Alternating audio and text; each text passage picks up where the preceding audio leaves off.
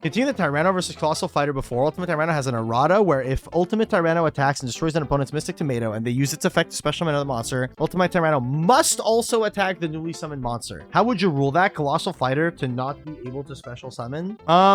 Interesting.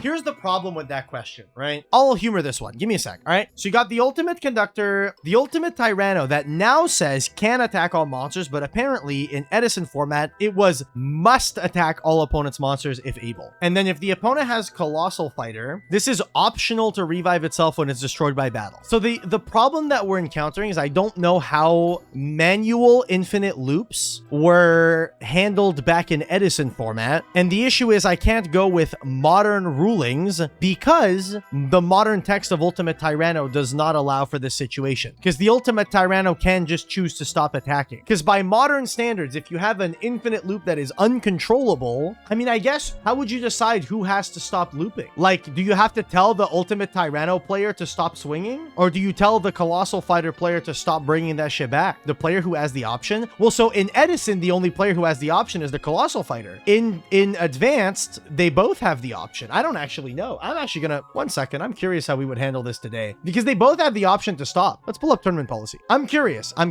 because we have policy for this now. They have upgraded, they have updated tournament policy about controlled infinite loops. So let's have a look. All right, so a loop is a series of actions that can be repeated. There are two kinds of loops: controlled loops and infinite loops. A controlled loop are loops where the actions are voluntary and any duelist controls how many times the action will repeat. The duelist is able to stop the loop at any time by performing a legal action that does not cause the next effect on the loop to activate. Perform the loop once to notify your opponent that you are in a loop. Using a whole number, inform your opponent how many times you intend to repeat the loop. If the start point and end point of a turn will be the same, but the order of the cards played may change, perform the loop once. Explain that no matter what. Okay. But what if both players together are the ones creating the loop? Gameplay will proceed until, okay, if any effects have been activated by the opponent to interrupt the loop will stop at that interval. The duelist controlling the loop chooses to continue the loop. After the opponent interrupted the loop, they should perform the loop once more. Is there nothing about a loop that is caused by both players? Huh?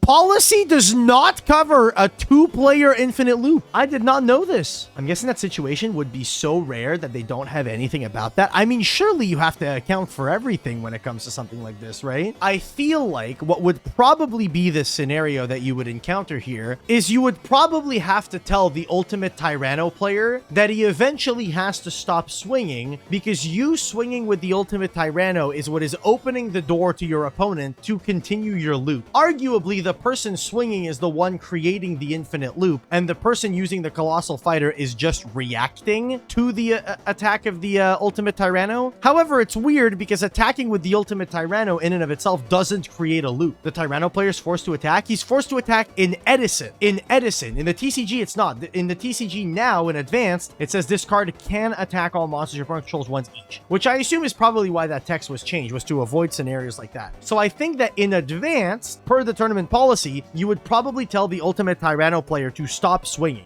But I think in Edison, you would have to tell the Colossal Fighter player to stop reviving. But then again, I don't know if Edison had different infinite loop rulings, right? I don't know if at the time in Edison, an infinite loop resulted in a draw. You know what I mean? Like I could see that happening, but I don't know. I don't know how they would rule it in Edison. This is an interesting one. This is actually very curious. Actually very curious. What if the continuous trap that forces all monsters were on board in Advanced? Oh, forces all monsters on board to attack? Well, then ultimately what would happen there is you would actually not have an infinite loop because that card that forces everything to attack also forces the Colossal Fighter to change to attack mode. So if you bring back the Colossal Fighter, it would change to attack. And then after that, the Tyranno would swing over, dealing 200 damage, which would be an infinite loop that ultimately results in the game ending. It would ultimately result in the game ending unless the player that has Colossal Fighter has some way to constantly gain life points or something like that. But then we're getting into the territory of uncontrollable infinite loops here. You know what I mean? For Advanced though, doesn't the once each stop you from attacking Colossal Fighter again, or since it goes to the grave, it's a different card? No, so the performing the loop once rule is not you can only do a loop once. You can do an infinite loop. What they're saying is you manually do it a singular time. Like let's say I have some kind of loop, like the loop, right, where you had the Firewall Dragon, the OG Firewall Dragon, right? right? At the time where Firewall Dragon could summon from hand infinitely, you would have Firewall Dragon with Cannon Soldier on the board, and then you would have a Dark World monster on the board in the zone that Firewall Dragon points to. So you would have like Firewall Dragon here and the Brow here and the Cannon Soldier here, and then you would have a Grapha in your grave, right? And what you would do is you'd go Grapha effect, bounce the Brow to summon the Grapha from grave, and then you would go